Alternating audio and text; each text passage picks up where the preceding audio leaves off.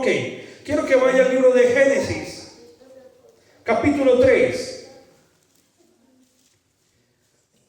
Era una historia muy linda. El deseo de Dios para con el hombre.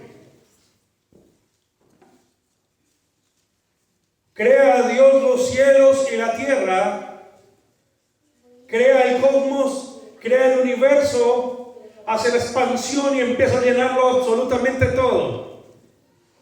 Las estrellas, las Pléyades, las constelaciones manifiestan el poder y la obra de la mano de Dios. Así que Dios desde un principio está mostrando cuán increíble y poderoso es Él. Crea entre tantos planetas, entre tantos soles, un sistema solar, el nuestro, en nuestra galaxia, la Vía Láctea.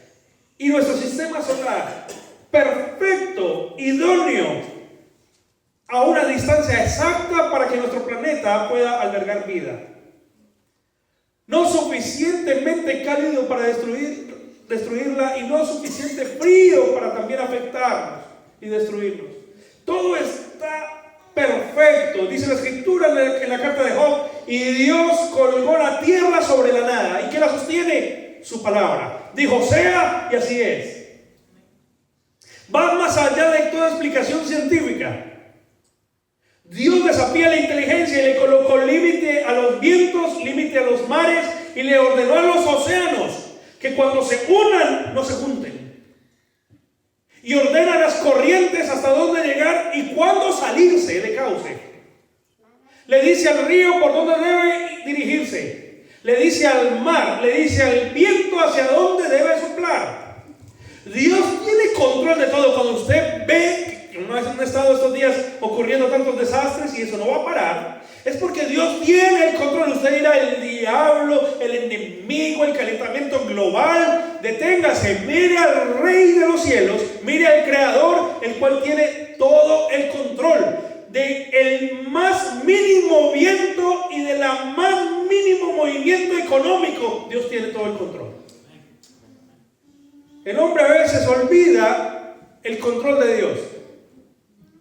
Y después de haber creado la tierra y haber hecho todo perfecto, y vio Dios que su creación era perfecta y ve que todo era perfecto, crea al hombre y en el medio, y lo coloca en medio de un huerto, de un paraíso. Literalmente era algo idóneo. No había nada mejor en el mundo. Le cumplieron o le bañaban a este huerto unos ríos increíbles. Entre ellos el Tigris, entre ellos el Éufrates. Y ellos vertían entonces también el huerto y los animales, y había una perfecta comunión, un lugar idóneo. Y lo mejor de todo, no había pecado. Crea todo y coloca la cereza del postre al ser humano. Coloca a Adán, y para que Adán la pase mejor todavía, le crea a su compañera Eva. Y a Adán sí que le alegró esto, porque cuando vio a Eva hizo fiesta. Y ya usted se imaginará, estaba feliz Adán, estaba contento, no necesitaba reuniones de pareja, no había conflictos, no tenía problema con la comida, medio se hablaban y se entendían. Adán y Eva realmente eran un buen equipo, se miraban a los ojos y química por todos lados. No había problema, todo era perfecto. Y dice la escritura, hasta que Satanás en forma de serpiente viene a Eva, y usted sabe muy bien la historia, que entonces la seduce y le hace comer de un fruto prohibido, el cual iba a traer conocimiento de lo bueno y de lo malo. Y no era porque fuera malo tener conocimiento, era malo porque Dios dijo no, y es no. Y cuando Dios dice no y usted dice sí, se llama transgresión o rebeldía. Cuando usted dice sí y Dios dijo no, eso se llama transgresión. Cuando Dios te dice sí y usted no, y Dios te dice no, pero usted dice sí, esto es llevarle la contraria.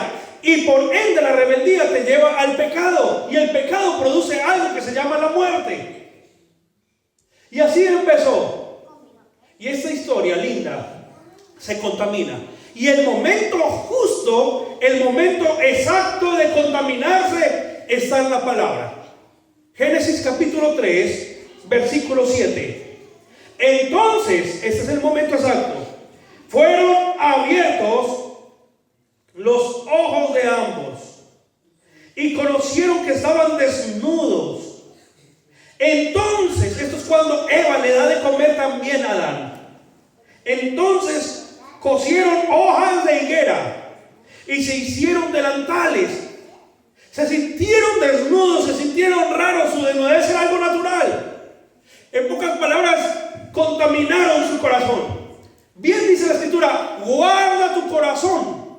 Cuando aquella cosa que antes no te acusaba te empieza a acusar y te empieza a señalar y te empieza a hacer sentir de una forma que ya no te hacía sentir antes, ahí hay un cambio. Los cambios vienen cuando escuchamos ciertas cosas. Hay un tipo de película que no deberíamos ver. Hay tipos de videos que no deberíamos ver. Hay música que tal vez no deberíamos oír. Siempre preguntan, pastor, ¿y yo qué debo escuchar? Y la gente cree que el pastor es como entre un DJ y un locutor. Y el pastor no debe decirle a usted qué debe escuchar. Es que quieren que encuentre en la Biblia si la salsa, el reggaetón y la bachata son bíblicas.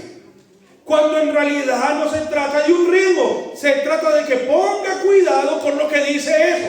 Tal vez a usted le gusta mucho la música en inglés, pero si no entiende inglés, no sabe lo que está metiendo en su corazón.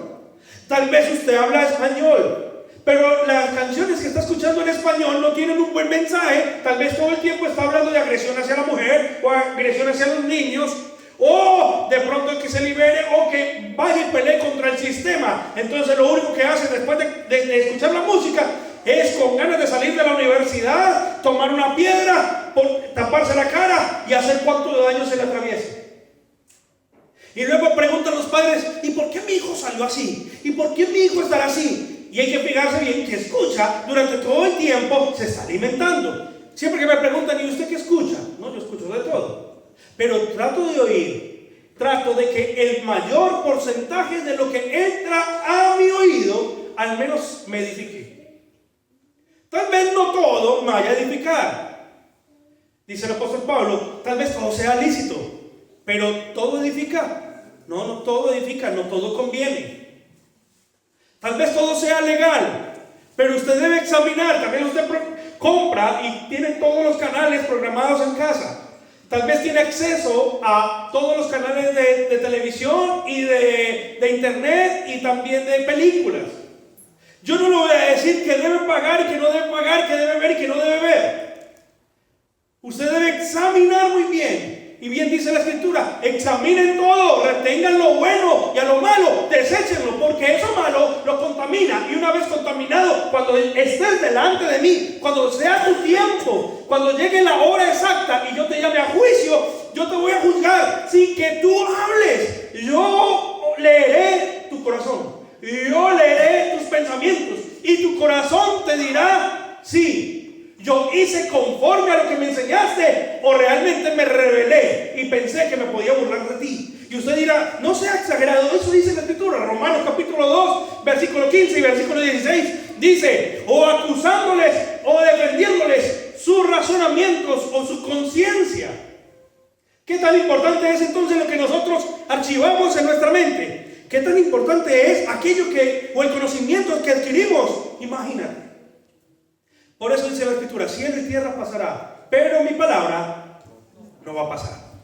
Edifíquese, aprenda la palabra. Tal vez usted es muy bueno en una materia, muy bueno en una rama, pero aprenda la palabra. No hay nada mejor que retener la palabra. Todo comenzó ahí. Se vieron desnudos. Algo ocurrió y se rompió una comunicación directa. ¿Qué dice la Escritura? En Romanos capítulo 5, versículo 12, dice que entonces cuando entró el pecado al mundo a través de Adán, entonces entró la muerte. ¿Qué es la muerte? La muerte es la separación, es el recordatorio de que estamos separados de Dios. Por eso morimos.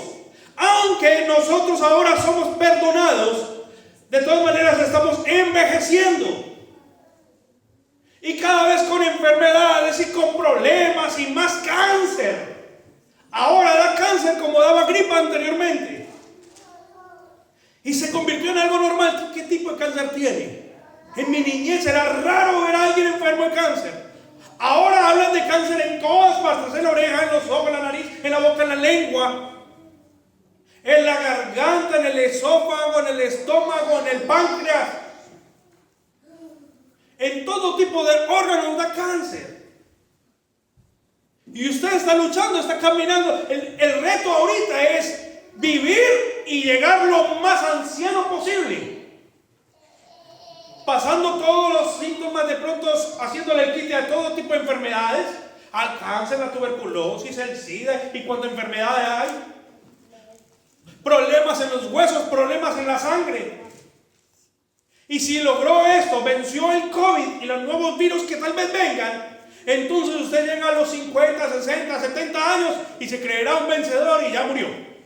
Pero cuando pasa a vida eterna, en realidad Dios nos va a decir: ahora ven, quiero mirar cómo viviste, de qué te alimentaste. Y sería una gran sorpresa, imagínate, y frustrante, cuando abra el libro de tu mente y lo primero que abra es una N. Netflix. ¿Será que esa serie hablará por nosotros?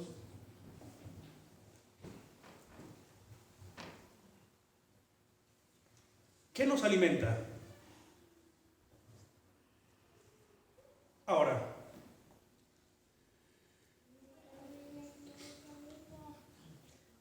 en el versículo 7 queda manifiesto una ruptura entre Dios y el hombre. Y Dios es sabio en gran manera. Crea algo para volver a unirse con el hombre. Dice la Escritura que es el deseo de Dios tener comunión con el hombre. No es el deseo del hombre tener comunión con Dios. He escuchado, esta semana escuché a alguien que dijo en Bailan, estaba en un taller y me presentaron a un mecánico. Y el mecánico, tipo 50 años, me dijo: pastor, me arrepiento, recién conocí al Señor, me arrepiento de no haberlo conocido antes. Yo le dije: no se arrepienta de nada. Me dice: es que me hubiera evitado muchos problemas. Dice: no se arrepienta. Y le digo que no se arrepienta porque conozco la palabra. Es que él no escogió a Dios. La Biblia dice que es Dios quien lo escogió a él. Y es en el momento exacto que Dios decide revelarse. Él hubiera podido creer y querer conocer a Dios a los 20 años. Pero si Dios no se deja hallar, nadie le puede encontrar. Es Dios quien nos ama a nosotros primero. Es Dios quien pone su mirada en nosotros. Es Dios quien nos elige a nosotros. Es Dios quien se revela a nosotros. No nosotros nos revelamos a Él. Queriendo Dios entonces restaurar absolutamente todo, quiere Dios entonces volver a cuadrar todas las cosas, aunque no van a ser igual.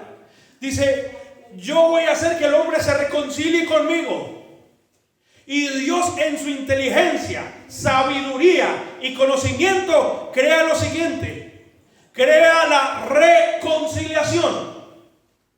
Palabra que nosotros a veces hacemos pasar, que nosotros desechamos y tenemos como por indiferente o por menor. La reconciliación no es un invento del hombre para sentirse bien. La reconciliación es el sistema que Dios ha preparado para que todo esté perfecto y alineado. Y hoy usted lo va a observar. Este domingo usted será testigo de ello. Quiero que vaya por favor entonces al libro de Levítico.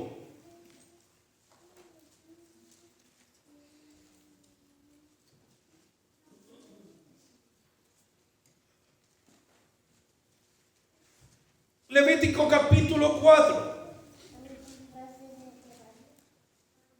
Habló Dios a Moisés diciendo: habla a los hijos de Israel y diles: cuando alguna persona pecare por yerro, en algunos de los mandamientos de Jehová sobre cosas que no se han de hacer, e hiciera alguna de ellas, si el sacerdote ungido pecare según el pecado del pueblo, ofrecerá a Jehová por sus pecados que habrá cometido un becerro sin defecto para expiación. Esta expiación quiere decir que es a través de un tercero. Ofrenda a través de algo. ¿Por qué? Porque usted no puede ofrendar por sí mismo. Porque usted, a no ser que usted vaya a morir y vaya a ofrecer su vida, pero necesita expiación. Por eso fue diseñado el sacrificio. Y hay dos clases entonces. Acá en el libro de Levítico, dos clases de sacrificio. Una expiación y el otro llamado holocausto.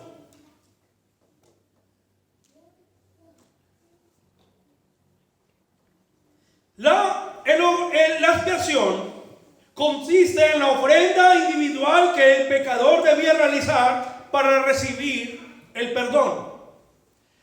La labor del sacerdote era mirar si aceptaba y si la expiación fue correcta o le faltó algo. Esta expiación era la ofrenda y el sacrificio de cada uno. La diferencia entre el holocausto es que el holocausto lo ofrecía el sumo sacerdote una vez al año por todos. Pero si Dios no aceptaba y no era ofrecido correctamente, el sumo sacerdote moría por los pecados del pueblo. Y esto se hizo año tras año y Dios demandando, pero hacía que entonces se abriera aquel vínculo que el pecado había roto en Génesis capítulo 3 versículo 7. Cuando comieron y se vieron desnudos, se sintieron desnudos y trataron de pecar, de cubrir su desnudez, su pecado. Cuando se sintieron avergonzados, ahí se rompió algo especial. Cuando se rompe la confianza entre amigos, cuando se rompe aquella comunión, la lealtad, la confianza y el amor, así mismo se rompió la comunión entre Dios y el hombre. Y Dios, que tal vez hubiera podido decir, ok, entonces sabré guiarle y que ellos tal vez me hablen y yo nunca me revelaré a ellos directamente. Él planea algo y dice, voy a hablar con ellos nuevamente, con la comunión que tenía sin antes del pecado. Pero en medio del pecado les voy a perdonar a través de la expiación y a través del sacrificio. Y a través del holocausto. Quiero que usted lea unos versículos, por favor, para que luego continuemos. Ahí en Levítico. Entonces, en el versículo, capítulo 4, en el versículo 14. Luego que llegue a ser conocido el pecado que cometieren, la congregación ofrecerá un becerro. ¿Se sabe qué es un becerro, cierto? La vaquita cuando está ternerita o está pequeñita, becerro. Entonces dice, por expiación, y lo traerán delante del tabernáculo. Verso 20. Y hará de aquel becerro como hizo con el becerro de la expiación, lo mismo hará de él. Así hará el sacerdote de expiación por ellos. Y obtendrán, ¿qué dice? Perdón. Lea por favor, versículo 24. Pondrá su mano sobre la cabeza del macho cabrío. Esto es para el holocausto. Lo degollará en el lugar donde se degüella el holocausto. Delante de Jehová es expiación. Así que todo era a través de la sangre. Le recomiendo que lea el libro de Levítico y ese capítulo en especial, también Levítico capítulo 16, donde observará cómo era el ritual. La expiación la podían hacer diaria, pero el holocausto era un ritual sacerdotal a favor del pueblo, a favor de la nación, como ritual. Y Dios planea esto. Anteriormente entonces el pueblo empezó a hacerlo tan solemne, tan recto, pero luego esto se dañó porque lo que es costumbre entonces tiende a cambiar. presentaban cualquier becerro. También la costumbre era, ahí mismo, capítulo 5, les quiero mostrar algo. Versículo 5, cuando pecare en alguna de estas cosas, confesará aquello en que pecó. Y para su expiación traerá Jehová por su pecado que cometió una hembra de los rebaños, una cordera o una cabra, como ofrenda de expiación, y el sacerdote le hará expiación por su pecado. Y si no tuviere, dices que yo no tengo rebaño, ¿sí? Porque hay unos que tienen un buen jardín aquí en Bristol y otros que de pronto no tienen. Ahora, ponga mucho cuidado. Hay algunos que se van y se van en medio de los mensajes y luego les termina uno viendo por allá con un rebaño. No corta el mensaje. Yo no le estoy diciendo que compre una oveja y que vaya a matar una oveja, ¿ok? Pero sí quiero que conozca el contexto cultural, lo que Dios quería y el fin de lo que Él estaba planeando. Y dice la Escritura, verso 7 del capítulo 5: y si no tuviere lo suficiente para un cordero, traerá a Jehová en expiación por su pecado que cometió 2 tórtolas. Y si no tiene para las 2 tórtolas, 2 palominos, el uno para expiación y el otro para holocausto. ¿Sabe lo que quiere decir esto? Palomino, tórtola, macho cabrío, becerro, cordero, necesita sangre. Le abrían, lo estirpaban y ofrecían esto a Dios. Sangre era el plan de Dios para poder tener comunión. Así que ¿cuánto afectó el pecado de Adán? Pero es que solo fue un fruto. Algunos que no conocen la palabra le llaman manzana, pero en realidad fue un fruto. No sé qué fruto, pero un fruto. Pero por un fruto no más. Mire, un fruto y hubo una consecuencia para toda la humanidad. Una acción, dice, una acción trae ¿qué? Una reacción. Toda acción trae una reacción, viene una consecuencia. Aquel movimiento trae una consecuencia. Recién escuché esta semana de un sismo. Entonces creó un pequeño tsunami.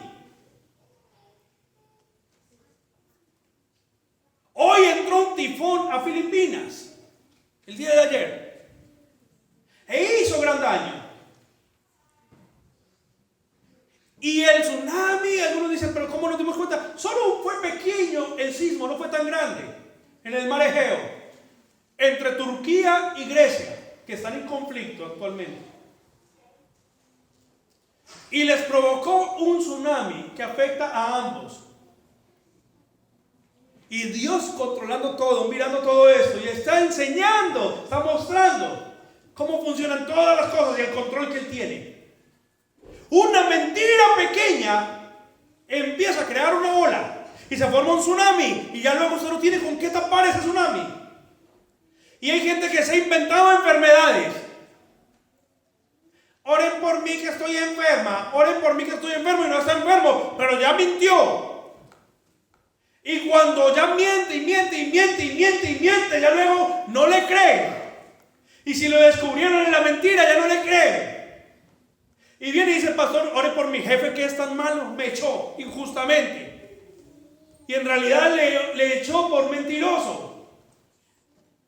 Solemos fácilmente hablar de la gente. Es que hay gente, pero pocos se atreven a decir nosotros. El problema soy yo, el problema es mi mentira, el problema son mis adicciones, el problema es mi corazón, el problema es mi altivez, el problema no es de mi esposa, el problema no es de mi esposo, el problema es mi corazón lo tengo contaminado, soy yo el que vivo como amargado, parezco bautizado en jugo de limón desde pequeño y en realidad miro todo el mundo feo. El problema no es la gente, el problema no es la sociedad, la economía o Donald Trump.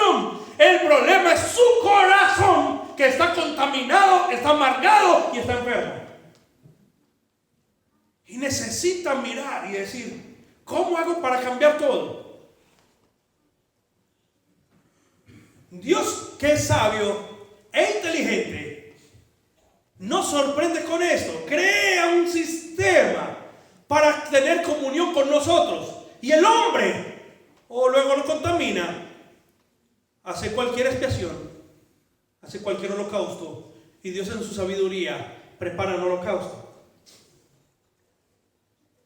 Este holocausto es Jesucristo, como usted bien sabe. Aquel cordero en el cual nosotros pongamos esperanza. Y entonces, una vez le digamos cordero, aquel que fue inmolado en la cruz del Calvario, entonces nos trae reconciliación, la misma reconciliación que era a través de este sacrificio. Dice la carta a los Hebreos en el capítulo 10, una vez presentada para siempre la ofrenda de Jesús en la cruz del Calvario, a todos nos santificó, y a todos los que santificó, también a estos justificó y también los perfeccionó. Hebreos capítulo 10, versículo 14.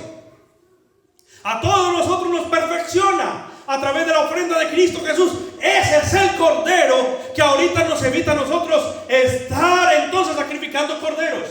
Eso es lo que evita que usted entonces, en vez de tener un perrito en casa, en el jardín, tal vez sería su obligación tener un cordero, un becerro, un macho cabrío allá, para pedirle a Dios perdón por todos los pecados que nosotros estamos cometiendo.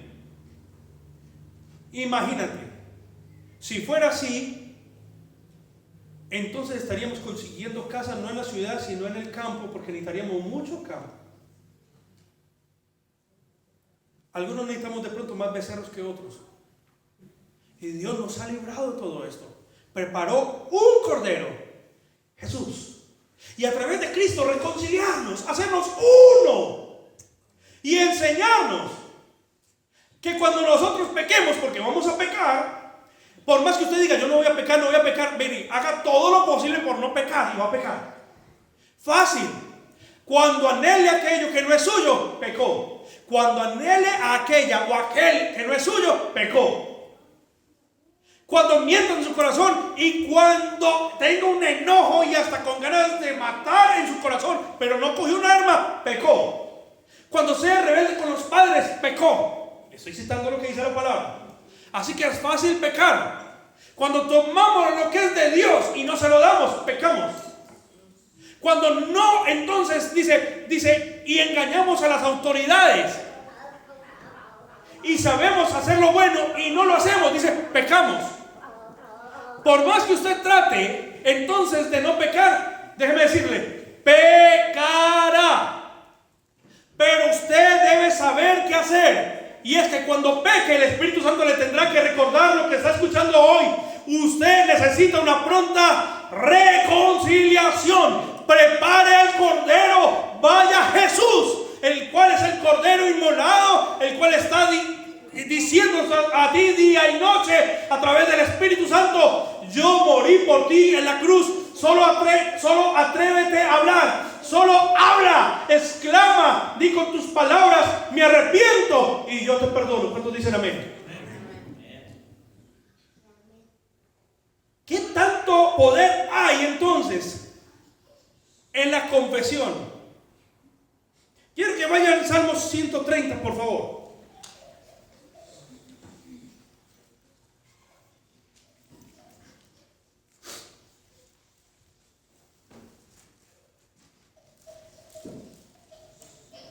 Mira lo que exclama el rey David.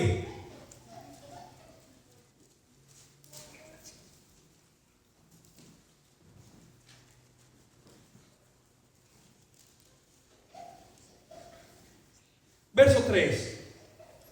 Jehová, si mirares a los pecados, ¿quién, oh Señor, podrá mantenerse? ¿Quién? Pero en ti hay perdón para que seas reverenciado. Uy, qué lindo. Amén. Si tú mirares el pecado en el hombre, ¿quién puede entonces pararse en pie? La Biblia dice, por cuanto todos hemos pecado. ¿Usted ha escuchado una frase que decimos, un bebé es inocente? Si usted conoce bien la palabra, conoce bien la historia, cuando el niño crece contaminado, nace contaminado. Por eso el niño, usted no le enseña a decir mentiras, el niño miente por naturaleza. Al niño hay que enseñarle a decir la verdad. Y si no le enseña a decir la verdad, él mentirá y mentirá.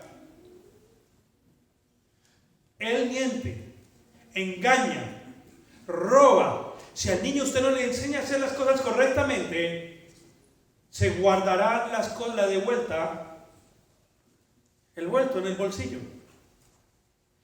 Yo tengo ese recuerdo, no lo cuento con orgullo, aclaro. Tenía 5 años. Estaba en kinder, en Colombia. Estudié con un primo, un sobrino de mi papá. Nos llevábamos una semana nomás. Yo soy mayor que él una semana, pero él se ve más viejo que yo. Resulta que estaba en kinder. A mí esto nadie me lo enseñó, papá obviamente nunca me iba a enseñar esto, pero yo supe que nos daban el recreo y colocaban unas canastas donde estaban todos los balones, la profesora de kinder. Y yo le dije a mi primo, coja usted esta canasta, yo esta otra canasta. Y yo le decía a todos, si ustedes quieren jugar, tienen que darme plata. El que no tenía plata, le pegábamos. No debería reírme, ¿cierto? Y aquel que no tenía plata, pues entonces que diera comida o lo que fuera. Mire, yo no sé, eso nadie nos lo enseñó. Maldad. La Biblia dice, ¿sabe qué hay de continuo en el hombre? Pensamientos de mal. Usted sin querer queriendo, usted está pensando cómo hacer el chanchullo. Sí, esa frase es muy colombiana, voy a ser claro. ¿Cómo hacer la viveza? Hacerlo lo fácil. En Colombia el impuesto es del 19%, que es algo injusto, muy alto. Se llama el valor impuesto del IVA. Entonces, este impuesto IVA es del 19%. Y todo el mundo trata de pasarlo y hacer una declaración del 18, 19, pagando el 4, el 5, el 8, desde los más importantes al más bajo. Todo el mundo trata. Y cuando le entregan la de vuelta, se la guardan y nadie dice nada. Me acuerdo que le pusieron la queja a mi papá, ya había alcanzado a desfalcar a muchos compañeros durante muchos días. No sé quién fue el chismoso que corrió, me llevaron a disciplina, llamaron a mi papá y a mi papá le tocó dar un dinero por eso. Y a mí me castigaron en casa. Obviamente, pues, después del sermón del monte de Pedro, pues, el sermón que él me echó sobre lo correcto, lo moral, y ya usted se imaginará. Estaba sembrando principios en mí. Si no me corrige, tal vez no estuviera yo aquí. Fuera un buen comerciante, pero con las mismas prácticas del kinder. ¿Me hago entender? Hay gente que le celebra a los hijos eso. Estaba niño y me enseñaron, si les devuelven de más, porque era muy factible que pasara, devuelvan el dinero, hasta que un día me pasó. Y me entregaron más dinero y yo tuve una lucha. Porque yo con esa alegría de que me devolvieron más para comprarme cositas. Me sobraba para comprarme un bombón, y yo me sentía un niño tan pecador y yo estaba tan enojado con papá porque me creó algo en mi cabeza que los demás no tenían. A otros niños les sobraba en el tendero, les daban más dinero del que les tenía que devolver y ellos iban contentos. Vea, el bobo de la tienda. Me disculparán. Mire, el dormido ese, mira lo que me dio. Y a mí medio me sobraba y me sentía tan mal, y yo con esa dificultad, yo, Señor, veo, usted me devolvió más. Y me daba más rabia cuando me lo recibía y me daba gracias. Y yo decía, y no se lo hubiera devuelto. Pero eso fue creando un corazón. Y un día me hice el loco y me quedé con unas de vuelta.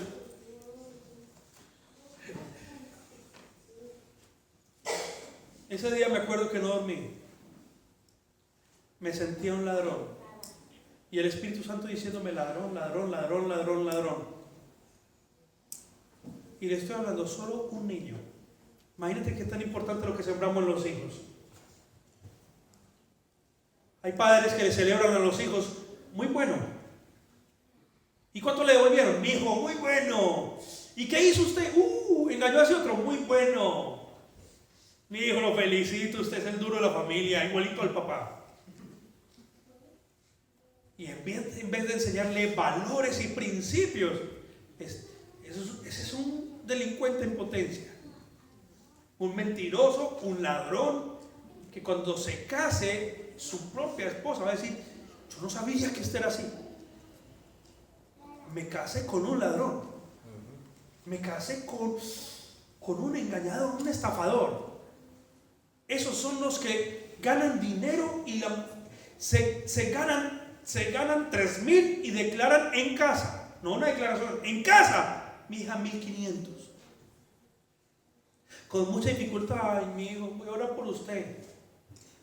Ella no sabe, pastor, que donde yo le diga a esa mujer cómo es, nada, ese principio lo tiene desde que era niño.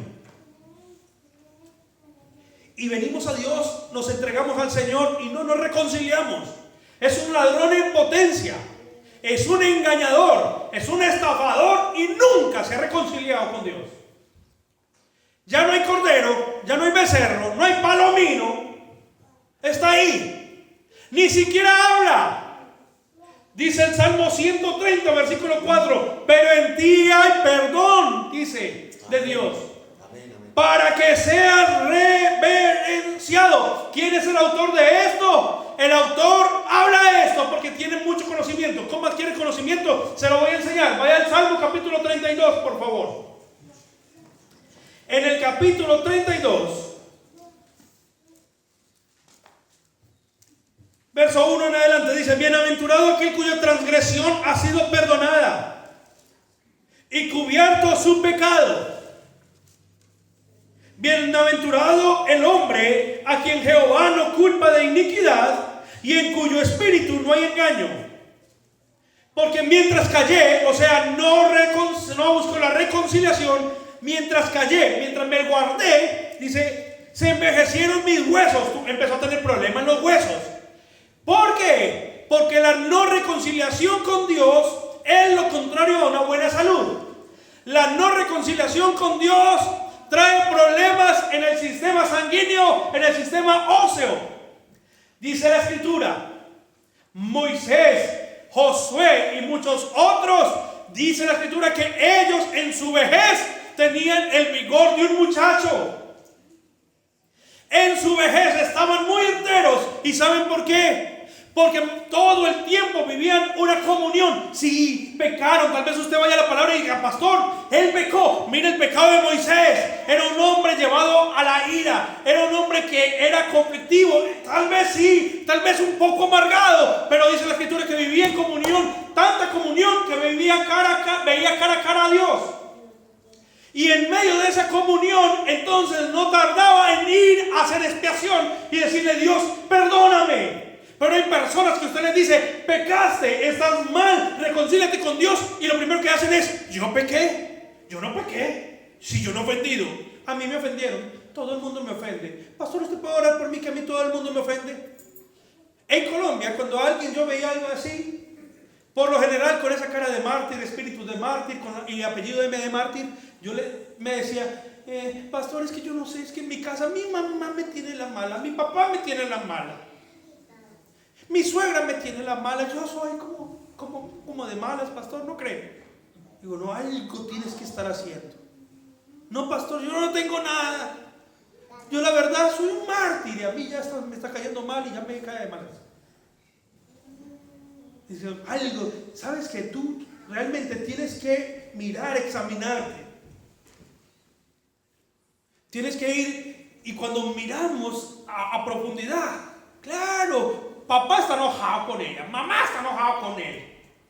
Y todos guardan un resentimiento de 1 año, de meses o de 5 años o hasta de 20 años por ofensas. Es que a la iglesia asiste la hermana fulana de tal y me dice que acá no tiene buena comunión. ¿Qué pasa con ustedes? Porque la hermana es bien en la iglesia, es una persona que ayuda mucho. Pastor, allá en la iglesia, pero aquí no. Todo es un problema, discute por todo y a mí me ha insultado, a mí me ha agredido, a mí me robó. Y hermanos que roban a otros, me prestas y no pagan, que le pague el Señor. Ore porque no tengo trabajo. Recuerde que es de Dios perdonar. Y la persona está herida, pero se lavaron las manos. Y luego salen por esta puerta o por la puerta de allá. Y están haciendo caso omiso y dicen no. Y entonces el espíritu de reconciliación no lo han activado. Cantan con una facilidad, levantan las manos con facilidad. Todo el mundo está ofendido.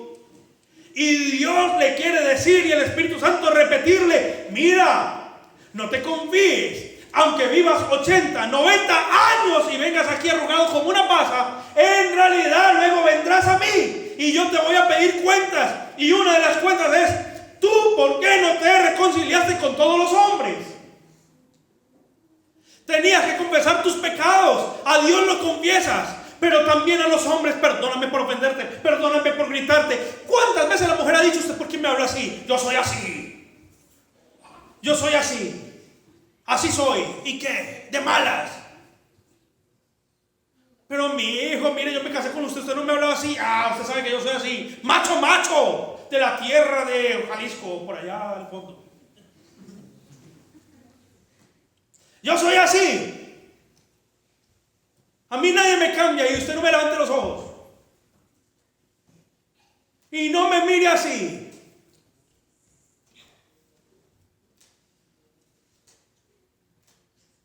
Y hablamos. ¿Cuántas personas ofendemos a otro y no practicamos el perdón? Una de las cosas que tengo que agradecerle a mis padres, nos obligaron. La estrategia que utilizaron es esta. Si yo ofendía a mi mamá, mi papá se ofendía conmigo. Y yo no le hacía nada a él. Pero él se ponía serio porque obligaba que sí. Entonces, para yo poder hablar con mi mamá, pues tenía que pedirle perdón. Y para poder hablar con él, pues tenía que pedirle perdón a mi mamá que la ofendí. Y me decían esto, somos uno. Si la ofendes a ella, me ofendes a mí. Si lo ofendo a él, la ofendo a ella. Y nos obligaron. Entonces yo iba así, y papá me perdona por algo que ni siquiera le había hecho. Ya habló con su mamá, sí, hablé con ella, ya me perdonó. Ah, bueno. Y ya se imaginarán, me pasé toda la vida en casa pidiéndoles perdón. Por cualquier cosa. Oiga, el espíritu se contrista y se enoja fácilmente, y ellos. Y eso me despertaba, abría los ojos y ya me perdonan. ¿Y ahora qué hizo? No, por si las moscas, pero ya sé que les voy a pedir perdón. Me la pasé casi toda mi vida pidiendo perdón y perdón y perdón y perdón. ¿Qué tal que no me hubieran enseñado eso? Imagínate, casándome, yo voy a mi esposa y le pido perdón. ¿Me perdonas? Y muchas veces ya está así, con esa cara de ofendida ahí, que hace para allá de vez en cuando. ¿Y qué tienes? No, que usted me miró raro. Perdóneme. Ah, es que usted pasó de lado y no me habló. Perdóneme. Ay, es que yo esperaba el beso y no me lo dio. Perdóneme. Y usted tal vez dice ahí, no, yo voy a pedir perdón por todo. Usted ni siquiera se imagina lo que Dios cuadró. Mire, el perdón, la expiación, el holocausto, no se lo inventó el hombre. Lo creó Dios para que todo fuera perfecto. Si usted espera llevar su hogar perfecto, correctamente, sin la palabra perdón, usted no va a llevar ningún hogar bien. Usted lo que va a tener es un problema y una guerra en casa. Y aunque le dure 20 y 30 años el matrimonio, y aunque usted alardee con eso y diga, oh, yo tengo 35 y 40 años de matrimonio, en realidad lo que tiene es 35 años de unidad amarga, donde se han generado problemas.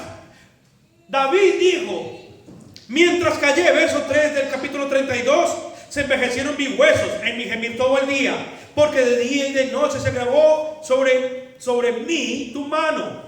Se volvió mi verdor en sequedades de verano. Mi pecado te declaré. Cuando le declaró a Dios, y no encubrí mi iniquidad, dije, confesaré mis transgresiones a Jehová, ya no me voy a revelar más. Y tú perdonaste la maldad de mi pecado. Por esto orará a ti, todo santo, en el tiempo en que pueda ser hallado. Ciertamente en la inundación de muchas aguas, o sea, en muchos problemas, no llegarán estas a él, porque la reconciliación y el perdón lo cubren. Cuando dice que entonces el perfecto amor cubre multitud de faltas, y es verdad, usted se reconcilia y llegan muchos problemas, y dice, como hay perdón, el amor sobresale. ¿Cuántos de ustedes practican realmente el perdón? Yo no quiero preguntarle a esta hora a la esposa, su esposo le pide perdón, porque más de una tal vez no levante la mano por miedo, pero su cabeza estará haciendo así como con ganas de moverla. Le dije de un principio cuando estaba comenzando, este mensaje no era para los que no vinieron, lastimosamente no vinieron. Este mensaje es para los que vinieron. Y usted dirá, ¿y para qué vine hoy? No, porque el Espíritu Santo quiso que usted viniera. Porque es necesario, escuche esto, si usted no perdona, no es salvo. Y si usted no pide perdón, no es salvo. Y dice, yo no creo eso. Mateo capítulo 18, vaya por favor. Y ahí vamos a terminar.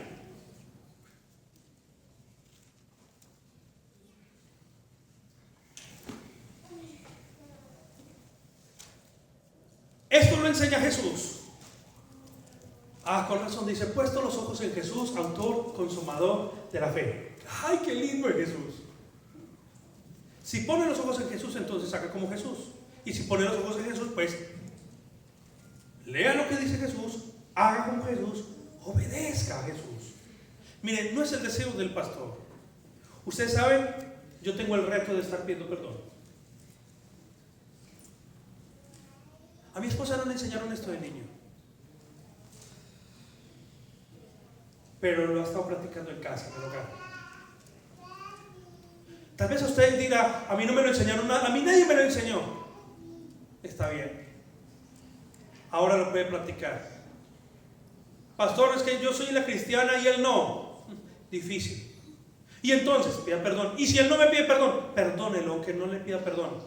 Pero deje que cuando llegue al reino, Dios le va a decir, ven, tú nunca le pediste perdón, yo nunca te voy a perdonar. Y todas las lágrimas, dice la escritura, todas las lágrimas de ella están en la redoma. O sea, Dios las guardó y tuvo cuidado y las leyó todas. Hay todo un archivo. Usted dirá, ay pastor, yo me casé con una llorona. Bueno, déjeme decirle que esa llorona tiene un archivo bien grande en el reino de los cielos de cuenta suya. Así que déle gracias a Dios si su mujer no llora.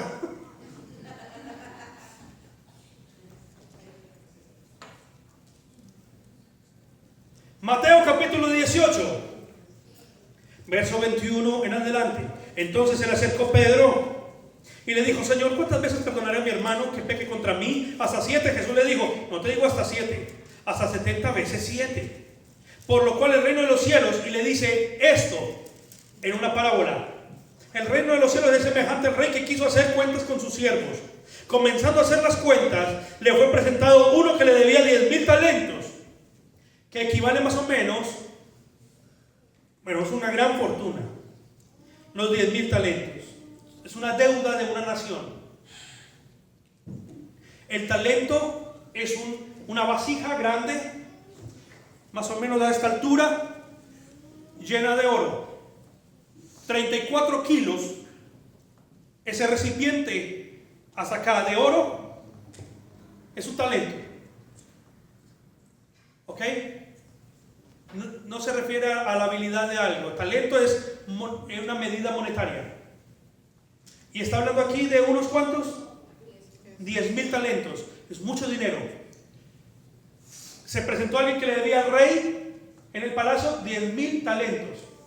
Eso es mucho dinero. A este, verso 25, como no pudo pagar, ordenó su señor venderle a su mujer e hijos, porque tiene que pagar, y todo lo que tenía para que se le pagase la deuda. Entonces aquel siervo postrado le suplicaba diciendo: Señor, ten paciencia conmigo y yo te lo pagaré todo. El señor de aquel siervo, movido a misericordia, le soltó y le perdonó la deuda. No le quitó a la esposa, no le quitó a los hijos. El rey le dijo: te perdono los 10,000 talentos. Era demasiado. No tenía cómo pagar, ni muriendo pagaba. Pero saliendo el siervo de la alegría, halló a uno que le debía, a un consiervo suyo, que le debía 100 denarios, que equivale a nuestra moneda a unos $10,000. Y haciendo de él, le ahogaba diciendo: págame. O sea, al consiervo, al que le había perdonado toda esa deuda grande, cogió al otro que le debía y le dijo: págame los $10,000 que me debes. Entonces su consiervo, verso 29, postrándose a sus pies, le rogaba diciendo: ten paciencia conmigo y yo te pagaré todo. Mas él no quiso, sino fue y le echó a la cárcel hasta que pagase la deuda. Viendo sus consiervos lo que pasaba, se entristecieron mucho y fueron y refirieron a su señor todo lo que le había pasado. O sea, le contaron al rey. Entonces, llamándole, el rey le dijo: siervo malvado, toda aquella deuda te perdoné, 10,000 talentos, porque me rogaste. ¿No debías tú también tener misericordia de tu consiervo, como yo tuve misericordia de ti? Entonces su señor, enojado, le entregó a los verdugos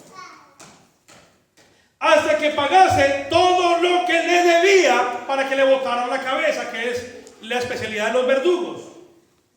Y dice verso 35: así también mi Padre Celestial hará con vosotros si no perdonáis de todo corazón cada uno de sus hermanos sus ofensas. Pongan cuidado a esto. ¿Y esto qué quiere decir? Jesús dijo: es que el reino de los cielos es así. Hay un rey, ese es Dios. Y el siervo es usted, que debe 10,000 talentos. Y usted ahí da: yo no debo tanto. Yo he robado uno que otro dólar. Mire, usted ha fornicado, adulterado, ha mentido, ha engañado y ha dañado su cuerpo, el cual es templo del Espíritu Santo. Ha dañado su mente, ha utilizado mal la lengua, sus ojos y su oído. Lo único que ha hecho es deber, deber y deber. No solo eso, se la pasa bebe y bebe y bebe. Hago la aclaración ahí entre las frases. Así que como usted es un deudor grande, usted viene a Dios y le dice: rey, ¿me perdonas? Y él entrega a Jesucristo, el Cordero preparado, y le dice: sí, yo te perdono, te cubro con la sangre de mi Hijo. Y usted sale contento del palacio diciendo: Dios me perdonó, me siento tan bien en la iglesia hispana huelellana familia. Dios me acaba de perdonar todo. ¿Cuánto debes? No debo nada. Me quita el peso de encima. Y cuando llega a casa le dice: mujer, sírveme la comida. Ay, yo no la he hecho. Ay, me quedé dormida, me quedé viendo la novela. Vieja sinvergüenza, ¿y hasta cuándo he de aguantarte? Y empieza a formar un problema. Y Dios dice: viste, yo te perdono, pero tú no perdonas a los demás. Por cuanto no perdonas a tu esposa, por cuanto no perdonas a tus hijos, por cuanto no perdonas a un hermano, por cuanto no perdonas a la familia, a tu suegra y a tu marido, a tu mujer y a todas las personas y al vecino, por cuanto no has perdonado lo que te hicieron desde hace muchos años, yo a ti no te voy a perdonar. Por no practicar la reconciliación. Gente que tiene desapercibido esto, gente que no tiene en valor lo que Dios cuadró. Dirá: es que la reconciliación, es que Dios dijo que nos pidiéramos perdón unos a otros. No. Esto no es algo inventado ahora. Usted mismo vio, se rompió. Génesis 3:7 muestra que se rompió. Hay una brecha entre Dios y el hombre. Y Dios en su ley Levítico capítulo 4, capítulo 6, capítulo 7, capítulo 8, capítulo 16. Entonces, en una forma especial y llena de amor, dice: yo quiero que usted tenga comunión conmigo. Sacrifiquen esto y entonces yo oiré. Perdonaré sus pecados, voy a sanar su tierra. Crónicas capítulo 7, versículo 14. Perdonaré sus pecados, sanaré su tierra. Les prometo que oiré todas sus confesiones desde el reino de los cielos. Si tan solo se humillaren, yo les voy a oír, les voy a perdonar. Pero entonces el sacrificio pasó a otro plano. Hemos vivido año tras año en medio de la familia y no buscamos la reconciliación. La Biblia dice en el libro de Colosenses: padres, no exasperéis a vuestros hijos, no los desanimen. Y todo el tiempo le dicen: usted no sirve para nada, usted es igualito a su papá, igualito a su mamá, igualito a su tío, usted se parece a la loca extraviada del barrio, usted se parece y se parece y se parece, y los exasperan y dicen: no, y él dice: no exasperéis a los hijos. Dice: obedezcan a los padres, respeten a los padres, honren a los padres, escuchen el consejo de los padres, pero tampoco no. Viven cargados, nadie perdona a nadie, nadie se ha parado de decir: les pido perdón porque fui un mal hijo, perdónenme por lo que he hecho. Dios está ahí esperando diciendo: ¿y cuándo van a poner en práctica el ministerio que les dejé de reconciliación? ¿Creen que yo inventé esto en vano? Es el sistema perfecto que creé para yo poder tener relación con ellos, intimidad, y que todo en sus vidas sea perfecto. ¿Cuántos dicen amén? Amén. Bien dije al principio, es necesario que usted guarde esto en su corazón. Usted lo necesita, yo lo necesito. Los que verán esto por video, ellos lo necesitan. Pastor, y si yo pido perdón y nadie me perdona, si yo voy y digo: perdóname por esto y aquello, no, yo no te perdono. No, usted no se preocupe. Mire, le voy a decir algo: usted no necesita recibir el perdón de ellos. Usted lo que necesita es confesar. Deje que Dios a usted sí le perdona. Amor, perdóname. Practíquelo, perdóneme. Hijo, perdóneme. Papá, perdóneme. Pero deje que Dios arriba en el reino de los cielos diga: me siento orgulloso y hoy ha subido tu perdón como ofrenda grata delante de mí. Sacrificio continuo. Hoy me agradas más que nadie. ¿Por qué? Porque Dios a los altivos los mira de lejos. ¿Y yo en qué debo confesar? ¿En qué debo pedir perdón? Yo a nadie he ofendido. A nadie le he dicho nada malo. Al fin y al cabo todos me ofenden a mí. Pastor, ya verá que hubo alguien, espero que lo vea allá en Medellín, que me dijo en la cara, me hace acordar del chavo, en mi presencia. ¿Sabe qué me dijo? Pastor, vea, yo vengo casi ni he pecado. Cuando yo escucho las prédicas y todo esto, y la gente que cuenta testimonios, él se mofó, se creció y se mofó de la gente que cuenta testimonios. Y él dijo: para otros que es de mucha bendición que la gente cuente y los cambios y todo esto, él dijo: yo que escucho todos esos testimonios y veo que yo no he hecho tanto como ellos. Yo casi ni he pecado. Yo no me quedé callado. Yo le dije: la Biblia dice: aquel que dice que no ha pecado le hace a Dios pecador y será juzgado por mentiroso. ¿Por qué? Pues porque nosotros sí hemos pecado. Todos hemos pecado. Y si decimos que no hemos pecado, hacemos a Dios mentiroso. Dice: no, Él no es mentiroso. Y yo le dije: ay, hermano, ¿sabe que arrepiente de lo que acaba de decir? Eso muestra que usted es bastante mentiroso. Se fue a la iglesia, por una cosa tan sencilla.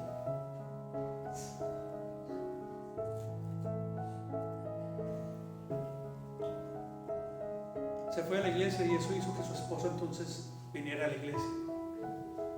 Su esposa se quedó en la iglesia y él nunca más volvió a la iglesia.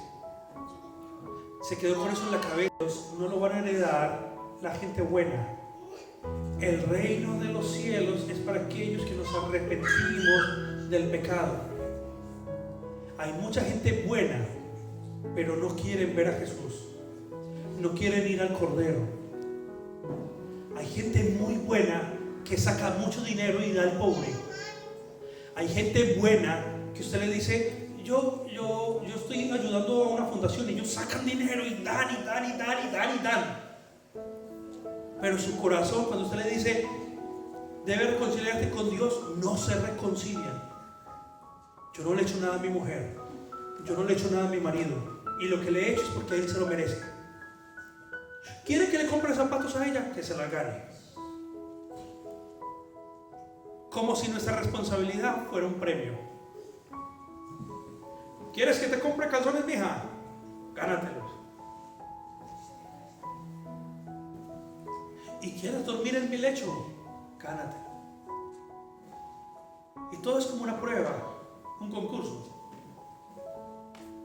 Y a Dios daremos cuenta por eso. Puestos en pie, por favor.